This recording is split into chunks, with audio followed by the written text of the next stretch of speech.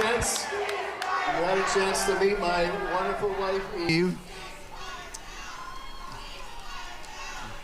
Now, that was a big moment from last night after the race was called, and this morning we welcome political analyst Mike Lurie. Mike, thanks for being here. My Always pleasure. good to see you. Good to be here. A big moment for sure. We're seeing these kinds of protests more and more often, but why was that one different? Well, I've been covering elections for a long time, but I've never ever before seen a winning candidate give a victory speech and get interrupted in the middle of the speech by protesters. And Adam Schiff looked like a deer in the headlights. He looked like he didn't know what to do. It was, a very interesting moment, and one that was not good optics for him at all. We're going to see that clip, I'm sure, over and over and over again between now and November during the election. But what's interesting about that, he's a very strong Israel supporter. The protesters were shouting about free Palestine and all of that. And that's an issue that really divides the Democratic Party, and it has waves that can go across the country. We saw that in Minnesota last night, where 18% of the voters voted for uncommitted as opposed to Joe Biden.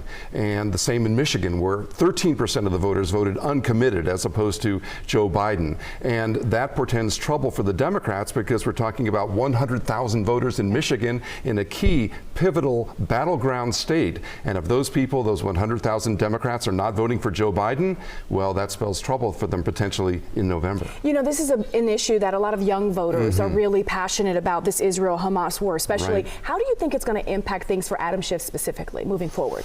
Well, he's got an advantage in California, having a 2-to-1 Democratic over Republican advantage. So the numbers favor him. But, we're starting to see him shift a little bit. I saw that today. He's now coalescing more towards Joe Biden's stance of let's have a ceasefire, let's try to get a bilateral agreement. So he's pivoting a little bit also to become more sort of aligned with some of the Democratic principles. But we'll see what happens between now and November. It's a very fluid game. Indeed. We also want to talk about the statewide proposition. It was the only one on the ballot, Prop 1. If it passes, it would expand the state's mental health system. So right now the results, as you can see here, folks at home, they are basically split down the middle. What's hanging in the balance ultimately here? So we're talking about $6.4 billion worth of spending to get more housing, more facilities for mental health facilities, and that's an important issue.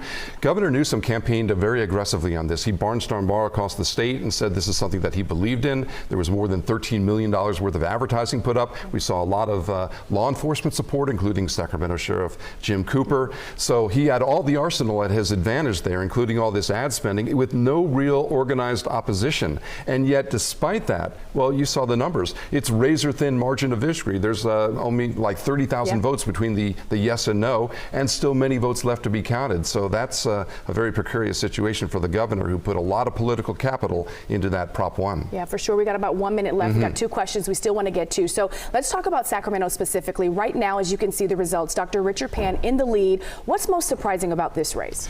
Well, first of all, the fact that it was so tight. There's 3 people that are very close to each other. Anything could happen. We still have a lot of votes coming in. And Dr. Pan, he's well known, obviously, in the community from having served in the state Senate and state assembly before that. But he wasn't very active in the campaign process. Didn't see a lot of signs out there on yards and things like that. So for him to be coalescing into the #1 position, that's a bit of a surprise, but there's still a lot of votes left to be counted. Indeed. Also, staying in Sacramento, Measure C, that is something right now voters are saying no to. This ultimately would impact business taxes.